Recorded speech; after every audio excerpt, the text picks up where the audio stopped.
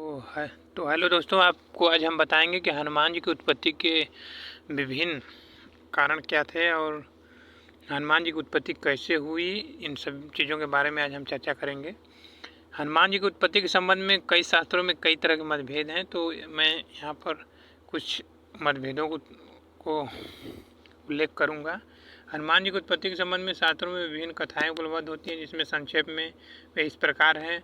अनंत करुणा एवं प्रेम की मूर्ति श्री भगवान की लीला मधुर, मनोहर एवं अद्भुत होती है। उसके स्मरण एवं शरण से मुनिगण मुग्ध हो जाते हैं। भक्तों की तो वह परम निधि ही होती है, किंतु वह लीला होती है रहस्यमयी, परम मंगल कारणी, भगवत वल्लभ का वह रहस्य है। देवता एवं योगिंदर मुनि इंद्रगण भी नहीं जान पाते हैं, तो मनुष्यों में क्या रखा है।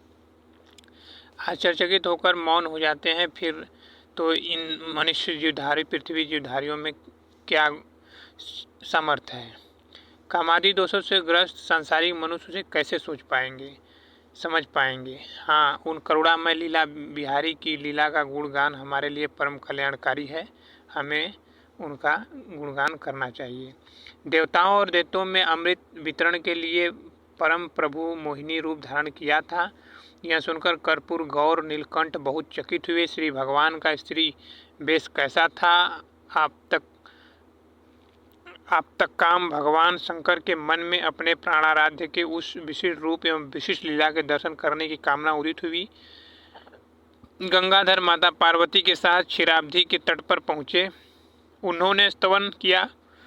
लक्ष्मीपति प्रकट हुए। देवाधिदेव महादेव निवेदन किया, प्रभु मैंने आपके मत्स्य आदि सभी अवतार स्वरूपों का दर्शन किया था, किंतु अमृत वितरण के समय आपने परम लावण्यमय स्त्री का वेश धारण किया। उस अवतार स्वरूप के दर्शन से मैं वंचित ही रह गया। कृपया करके मुझे उस रूप के भी दर्शन करा दीजिए, जिसे देखकर देवता और दानव सभी मोहित हो गए थे।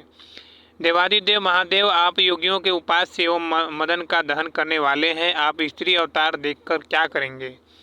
आपके लिए उसका कोई महत्व नहीं। लक्ष्मीपति हंसते हुए उत्तर दिया, पर प्रभु मैं उक्त अवतार स्वरूप के दर्शन से वंचित रहना नहीं चाहता हूँ।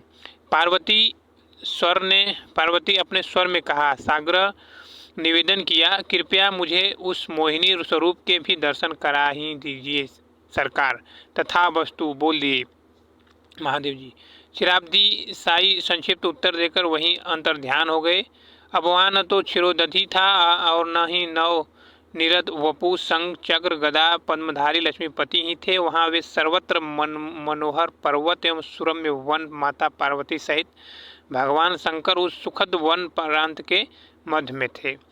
वन में पूर्णतया वसंत छाया था। वृक्षों में नए कोमल पत्ते निकल आए थे। सर्वत पुष्प खिले थे और उन सुगंधित सुमनों पर भरमर गुंजार कर रहे थे। कोकिला कुहू कुहू शब्द कर रही थी। शीतल मंद समीर में कोमल लतिकाएं एवं पुष्प धीरे धीरे झूम रहे थे। सर्वत्र ऋतुराज का साम्राज्य प्रसारित था एवं मादकता व्याप्त थी। सहसा योगियों के उपास्य त्रिनेत्र में कुछ दूर पर लता ओट में देखा एक अत्यंत रूपवती स्त्री अपने कर कमलों पर कंदुक उछालती हुई रह रहकर दिख जाती है। कमारी अधीर होने लगे।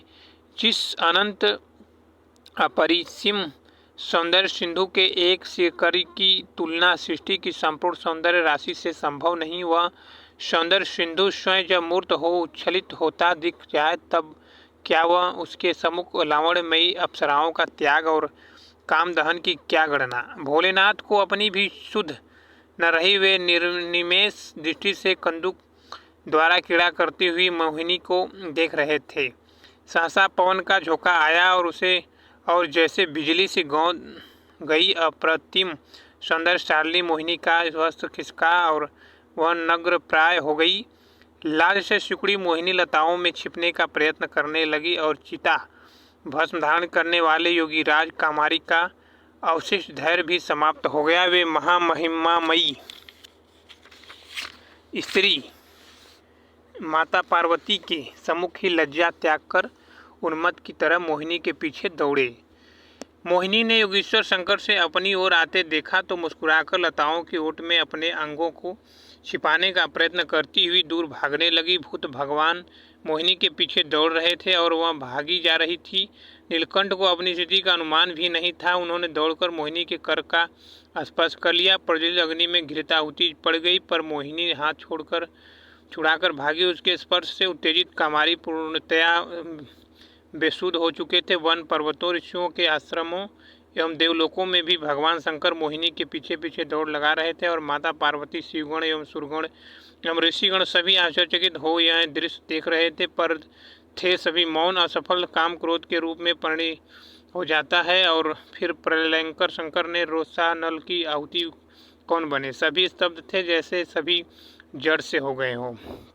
अंततः योगीराज शिव का रेतस स्खलित हुआ। अब उन्हें अपनी स्थिति का भान हुआ। विश्वनाथ ने तुरंत दोनों हाथ जोड़ लिए और मस्तक झुकाकर कहा, प्रभु आपकी लीला अगम्य है, आपकी माया का पाना संभव नहीं है। आपने परम प्रभु की लीला की अगम्यता एवं अनिवार्यता को समझकर भगवान शंकर उनका ध्यान करने जा रहे थे कि उनके सम्मुख वन मालाधारी चतुर्भुज प्रभु प्रकट हुए और उमा बल्लभ शिव की निष्ठा एवं विश्वास की प्रशंसा कर वे वहीं अंतर ध्यान हो गए। परम पिता कर्पूर गौर भी माता पार्वती के साथ प्रभु गुण गान करते हुए कैलाश के लिए चल पड़े। भगवान शंकर का अमोघ वीर व्यर्थ कैसे जाता। उस वीर का राम कार्य की सिद्धि के लिए प्रयोग करने की दृष्टि से भगवान शंकर ने सप्तवर्षियों को प्रेरित किया। उन्होंने उस वीर को पत्ते पर स्थापित कर लिया और समय से उसे केसरी पत्नी अंजना में कान मार्ग से प्रवेश करा दिया। उसके फलस्वरूप श्री हनुमान जी प्रकट हुए। ये रही हनुमान जी की प्रकट होने की कथा। आप लोग इस कथा के माध्यम से हनुमान जी की उत्पत्ति के संबंध में आपकी जो शंका थी वो खत्म हो चुकी होगी। आप धन्यवाद।